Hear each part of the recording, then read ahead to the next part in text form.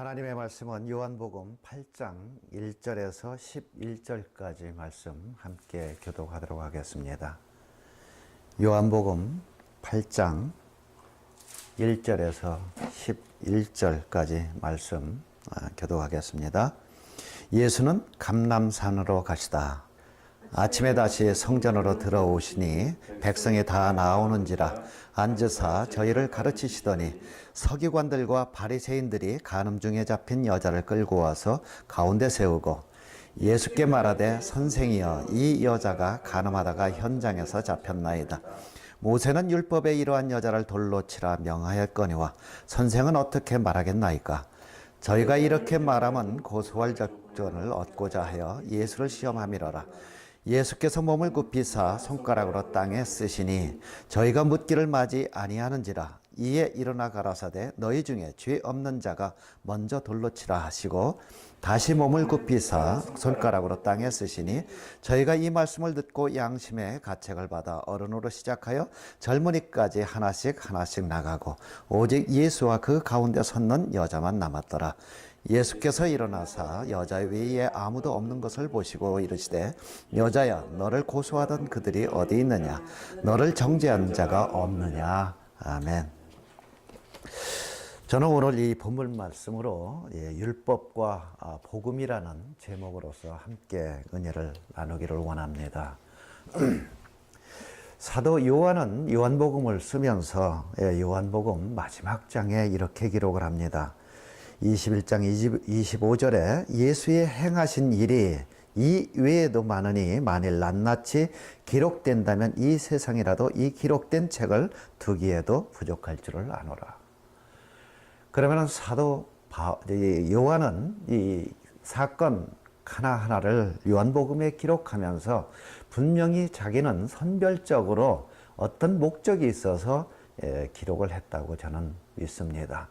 그래서 오늘 읽은 이 본문 말씀에서 간음한 한 여인이 이제 붙잡혀 와서 예수 그리스도로부터 용서받는 이 사건을 통해서 분명히 이 사도 요한은 우리들에게 어떤 메시지를 주기를 원하고 있습니다.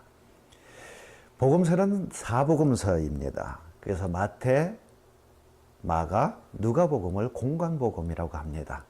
그래서 같은 눈으로 예수 그리스도의 그 행적을 바라본 그들이 기록을 했다 해서 공관복음이라고, 그러나 요한복음은 다른 눈으로 봤다 해서 공관복음에서 빠집니다.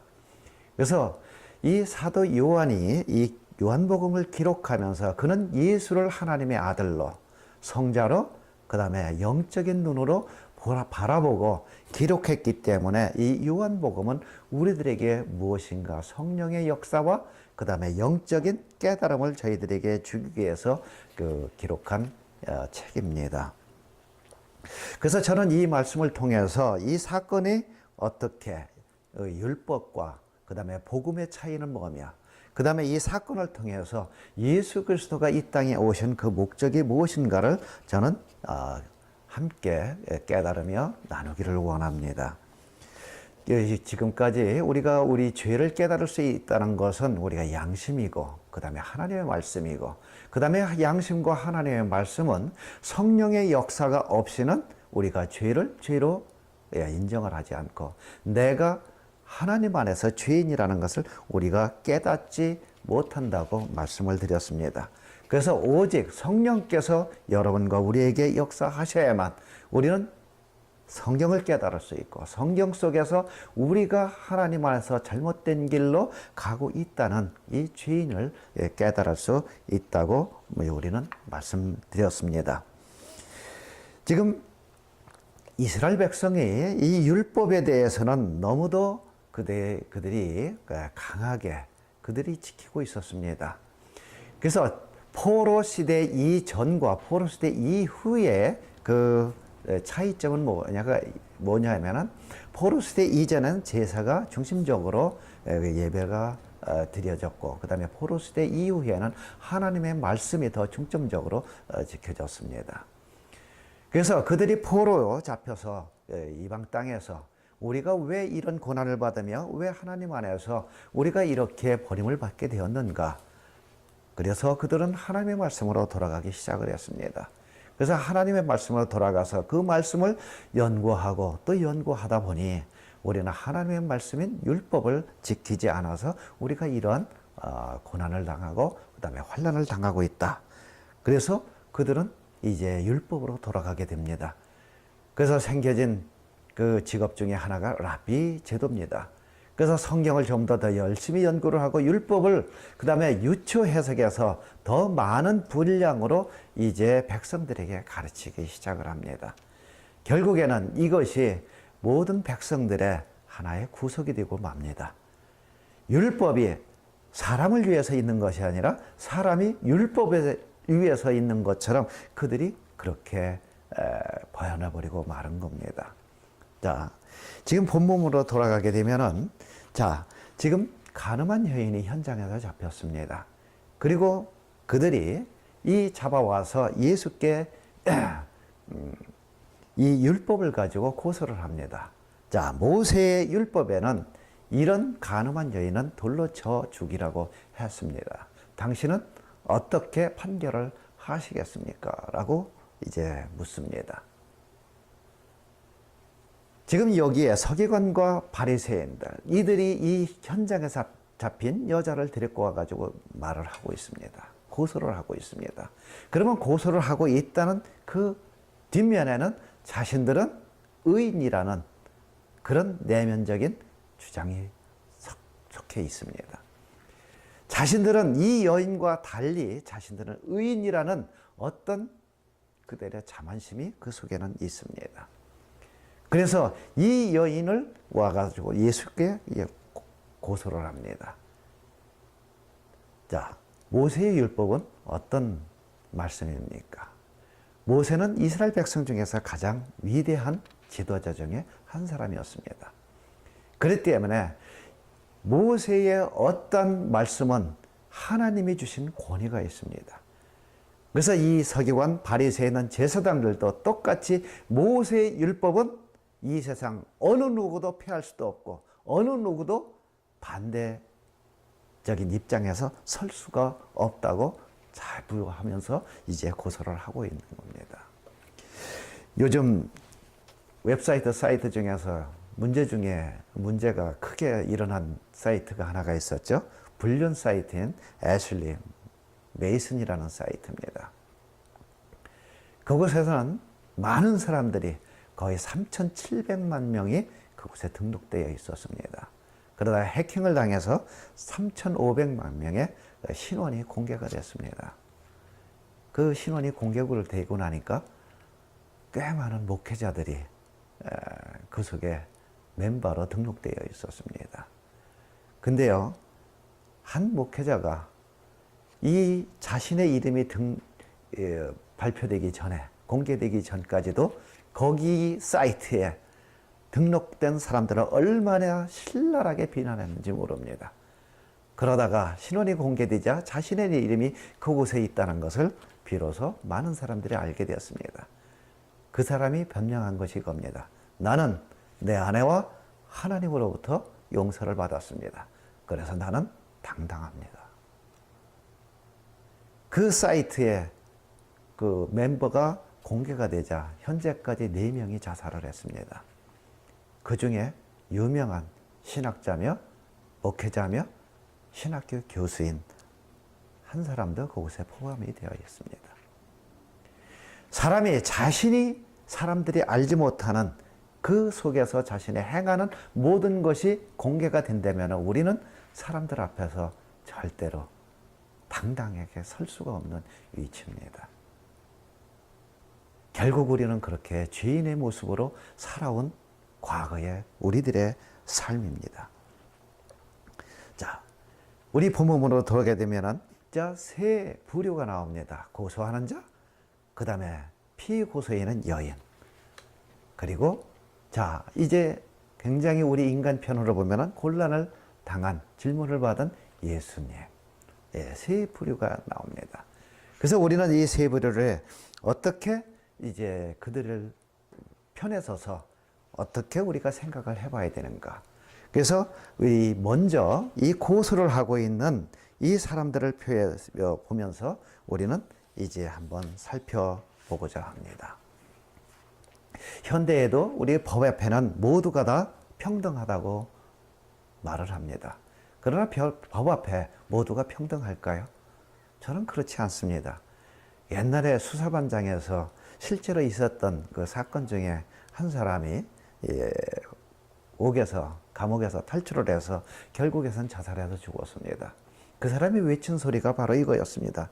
유전, 무죄, 무전, 유죄. 그러니까 있는 사람은 무죄가 되고 없는 사람은 유죄가 됩니다. 그래서 법 앞에는 모두가 평등하지는 않습니다. 돈이 많은 사람들은 유능한 변호사를 사서 자신의 죄를 무죄로 만들기도 합니다. 그 유명한 사건이 O.J. 심슨 사건 아닙니까? 형사적으로는 무죄 판결을 받았습니다. 그러나 민사적으로는 유죄 판결을 받았습니다. 이것이 얼마나 불합리합니까? 그 다음에 권력에 아니면 자신의 어떤 유익을 위해서 우리는 거짓 증언도 마다하지 않습니다. 자, 우리 모세율법을 먼저 우리가 한번 보게 되면요. 모세는 아마 재판석에서 많은 사람들의 그 죄와 아니면은 죄가 없다라는 이 재판을 굉장히 많이 했던 것 같습니다. 광야에서 모세는 하루 종일 매일 그 다음 날도 많은 사람들의 그 가지고 있는 그 문제를 가지고 그런 재판석에 서서 재판을 하고 있었습니다. 그것이 하나님이 주신 어떤 고난이었습니다. 그러다가 자기의 장인이 오죠. 그래서 장인이 이드로가 와서 보게 되니까 모세가 너무도 오랫동안 너무도 매일 동안 피곤하게 재판하는 것을 보면서 이제 이드로가 권면을 하죠. 내가 하는 행위가 옳지 못하다. 그러다가 내가 지쳐서 쓰러질 것 같다. 그렇기 때문에 이제 작은 문제는 그 백성 중에서 어떤 현명한 자, 지혜로운 자, 그 다음에 믿음 있는 자를 시켜서 하는 것이 어떻겠느냐. 그래서 모세가 이제 이 50부장, 100부장, 1000부장을 세웁니다. 그래서 그들에게 작은 문제를 판결하게 하고 그 다음에 큰 문제를 자기에 가져오게 합니다. 그래서 하나님이 주신 그 율법 속에서는 가장 중요한 것이 증거보다는 증인이 더 중요시했습니다. 그래서 두세 사람 이상 증인이 없으면 그 죄로 인정을 받지를 못했습니다. 그래서 십계명에서도 뭐라고 얘기합니까? 내 이웃에 대해서 거짓 증언하지 마라. 그렇기 때문에 그때 당시에는 사람들의 양심이 어느 정도는 살아 있어서 거짓으로 이제 이웃을 증언으로 하는 경우가 없었던 것 같습니다. 그래서 증거물보다는 증인이 더 영향을 미쳤습니다. 그러나 사람들의 양심이 화인을 맞다 보니까 증인석에 쓴 사람들이 자꾸만 거짓 증언을 많이 하게 됐습니다. 현대에도 우리가 법정에 서게 되면 먼저 선서를 하죠. 거짓 증언을 하면은 당신은 법적인 법에 의해서 판결을 받습니다. 벌을 받습니다. 그러면서도 거짓 증언을 많이 합니다. 왜요? 어떤 권력자에게 두려움 때문에 아니면 자기에게 어떤 이익된 유익을 위해서 거짓 증언을 합니다. 성경에도 보게 되면은 거짓 증언으로다가 사람이 죽은 판결이 나오죠. 구약에서 신약에서 아주 큰 사건입니다. 그래서 첫 번째는 구약에서 아합의 아내가 이세벨이 자기 남편인 아합이 나봇의 포도원을 뺏지 못해서 그렇게 근심하면서 안타까워하는 모습을 보고 그 다음에 거짓 증인을 세우죠. 증인을 세워서 이 나봇이 하나님을 원망하고 하나님을 뭐라고 얘기하죠? 하나님을 블레임했다. 불평했다. 이렇게 거짓 증언을 세워서 결국에는 그가 돌을 맞아 죽습니다. 그리고 아합에게 나봇의 포도원을 뺏어서 주게 됩니다. 신약에서는요. 예수님이 십자가에 달려 죽게 하기까지 너무도 많은 거짓 증인들을 세웠습니다. 바로 예수님이 하나님인데 그 하나님을 블레임했다. 그래서 거짓 증인을 세워서 결국에는 예수님을 십자가에 죽게 하는 그런 큰 사건이 있었습니다. 그래서 현대의 그 법정에서는 이제 증인보다는 과학적인 증거가 더 영향을 갖게 합니다. 그리고 때때로는 판사는 자신의 어떤 선입관, 애모, 그 다음에 인종, 아니면 그 사람의 과거의 삶에 대해서 이 판결에 대한 어떤 영향을 미치기 때문에 증거가 더 큰 역할을 현대 법정에서는 하고 있습니다. 자, 그러면은 우리 지금 이 고소인인 서기관 바리새인들 이 간음 중에 잡힌 여인을 데리고 왔습니다. 그래서 이 재판석에 섰다는 이 이야기는 과거에는 아주 합법적인 절차에서 재판을 받았습니다. 저는 성경을 읽다가 참 놀라운 그 사건 하나를 바라보면서 로마라는 나라가 대단한 나라구나. 자, 사도 바울이 로마의 속국인 이스라엘의 그것도 자그마한 마을인 예루살렘에서 재판을 받게 됐습니다. 로마의 시민권자는 바울이 가이사의 재판석에 서겠습니다. 그 말 한마디를 호소를 했습니다.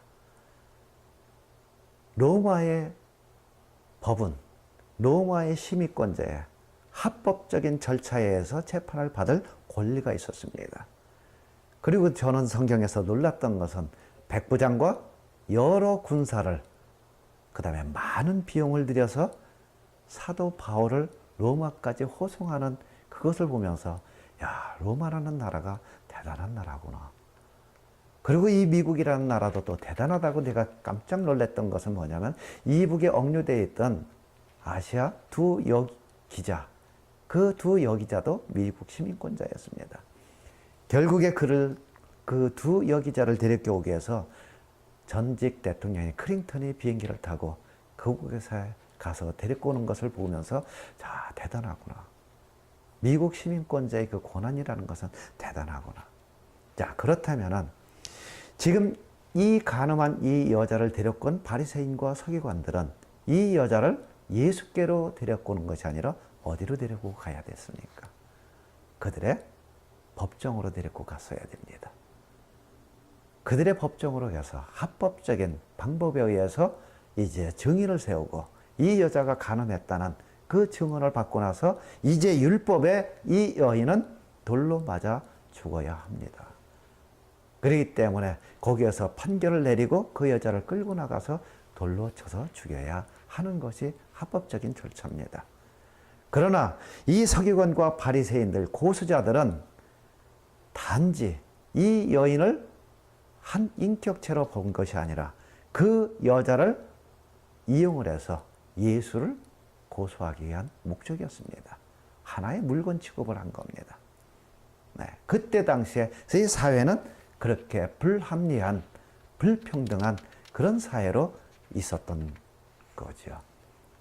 그래서 이 여인을 이제 그들은 예수께로 끌고 와서 고소를 합니다. 그 다음에 또 하나 이 한 여인을 보겠습니다. 이 여인의 입장에서 보게 되면 이 여인은 아마 남편이 있었기 때문에 간음죄가 성립이 됐겠죠. 그 다음에 예수께서 지금 시간적으로 언제 성전으로 갔다고 기록이 되어 있습니까? 자, 2절에 보면 아침에 다시 성전으로 들어오시니. 자, 아침에 성전으로 들어오셨습니다. 그렇다면 이 여인이 간음한 그 시간은 언제요? 남편이 아마 어떤 일로 출타를 했던 것 같습니다. 그래서 밤새도록 그 다른 남자와 어떤 잘못된 행위를 하고 아마 아침에 잡힌 것 같아요. 그래서 아침에 잡혀서 이곳에 왔습니다. 우리는 살아가면서 많은 유혹을 받습니다. 때때로는 금전적으로, 때때로는 이성적으로. 저 또한 지금까지 살아오면서 많은 유혹을 받았습니다. 그러나 우리가 그것을 이길 수 있는 나의 능력은 나에게 없습니다. 내가 어떤 기준으로 지금까지 살아왔느냐, 내가 어떤 가치로 가정과 내 아내와 가족들의 그 가치를 인정하느냐에 따라서 나는 유혹에 넘어가기도 하고 또한 그 유혹을 이기기도 합니다. 우리는 사탄의 유혹에 넘어가는 7가지 유형이라는 것을 한번 보겠습니다.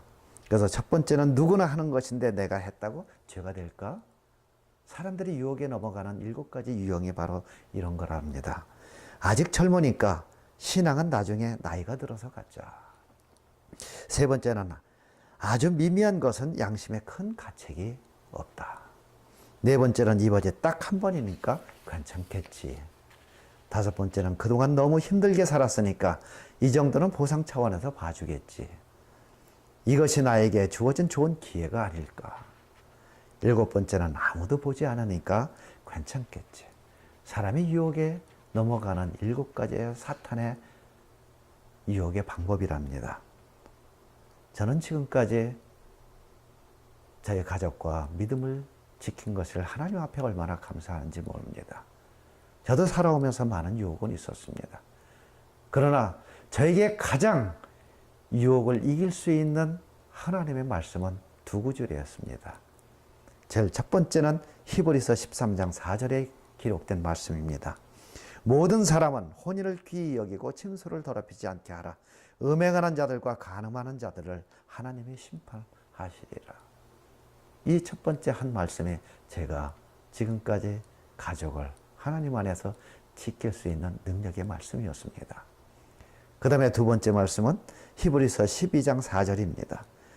너희가 죄와 싸우되 아직 피 흘리기까지 대항치 아니하고. 죄와 싸우되 피를 흘리기까지 대항치 아니한. 너무 쉽게 우리가 유혹에 넘어갈 수 있던 것은 죄와 우리가 싸우지 않고 그곳에 그 유혹에 넘어가서 우리는 잘못된 길로 가기 때문에 가정을 버리고 그 다음에 죄악의 길로 그 다음에 멸망의 길로 가는 사람이 이 세상에는 얼마나 많이 있습니까? 바로 하나님의 말씀의 능력입니다. 바로 그 말씀의 능력을 우리가 받지 못했기 때문에 이 여인도 한 남자를 잘못된 남자를 사랑하게 됐고 그와 잘못해서 간음한 그 죄를 범하고 마른 겁니다. 자, 예수님의 편에서 보겠습니다. 바로 모세의 율법에 고소를 당했습니다. 예수님도 이 말씀을 생각하실 적에는 당연했습니다. 바로 율법이라는 것은 모세로부터 왔기 때문에 그 권위는 대단했습니다. 이 세상 아무도 변할 수 없었습니다. 그러나 예수님은 여기에서 땅에 무엇인가 쓰셨습니다. 근데 이 무엇을 썼을까? 아무리 묵상해도 생각이 떠오르지 않습니다. 그래서 전에 목사님들의 설교를 들을 적에는 아마 그 모인 사람들의 죄상을 하나씩 썼을 것이다 라고 했지만 그것도 저에게 그렇게 다가오질 않았습니다. 저는 이번에 이 말씀을 준비하면서 또 다시 묵상을 했습니다. 주님께서는 무엇라고 쓰셨을까? 근데 한 가지 분명한 게 있습니다.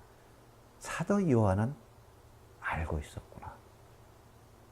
근데 그는 일부러 성경에서 무엇을 썼다라고 기록하지 않았다. 이거였습니다. 분명히 무엇인가 썼습니다. 그리고 모인 사람은 그것을 읽었습니다.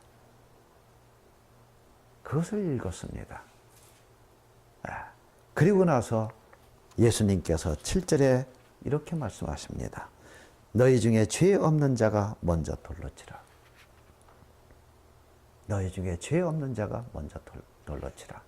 그리고 두 번째 또 무엇인가 쓰셨습니다. 그 내용 또한 사도 요한은 우리들에게 일부러 내용을 가르쳐주지 않았습니다. 무엇을 썼을까? 그리고 나서 그들에게는 한 명씩 들었던 돌을 내려놓고 그 장소를 떠났습니다. 그들은 조용히 그 자리를 다 떠났습니다. 근데 저에게 이 말씀 속에서 저에게 다가오는 아주 깨달음의 말씀이 바로 이거였습니다. 우리 9절 말씀을 볼까요? 저희가 이 말씀을 듣고 양심의 가책을 받아 어른으로 시작하여 젊은이까지 하나씩 나가고 오직 예수와 그 가운데 섰는 여자만 남았더라. 양심의 가책을 받아. 그래서 저는 이렇게 생각했습니다. 주님께서 쓰신 것은 하나님의 말씀인 성경을 쓰셨고, 그리고 잠시나마 그곳에 모여있는 사람들에게 성령의 능력으로 그들의 오염된 과인 맞은 양심을 잠시 회복시켜 주신 게 아닌가.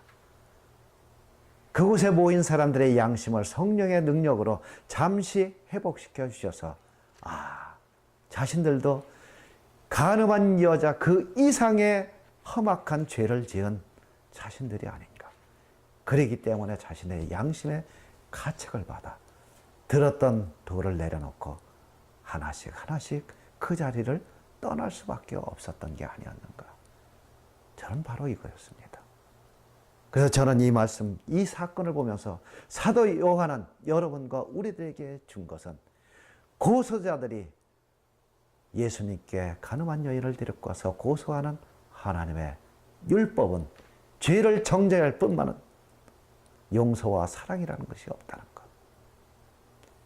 율법을 주신 것은 주님께서 우리들에게 하나님이 우리를 사랑한다는 그 음성을 그들은 듣지는 못하고 오직 정죄만, 판단만 할 수 있는 그 능력만 받고 그들은 그곳에서 구속되어 살고 있었다는 것. 바로 율법의 가장 큰 단점은 그거였습니다. 용서가 없다는 것. 오직 죄에 대한 벌만이 내려진다는 것. 그래서 예수님께서 율법의 완성으로 오셨다고 성경에 기록되지 않습니까? 예수님께서 이 땅에 오신 것이 율법의 완성. 바로 그 다음에 주님께서 하신 말씀이 바로 완성입니다. 자, 10절 말씀 보겠습니다. 여자야, 너를 고소하던 그들이 어디 있느냐? 너를 정죄하는 자가 없느냐? 이렇게 묻습니다. 여자가 없나이다. 아무도 없나이다.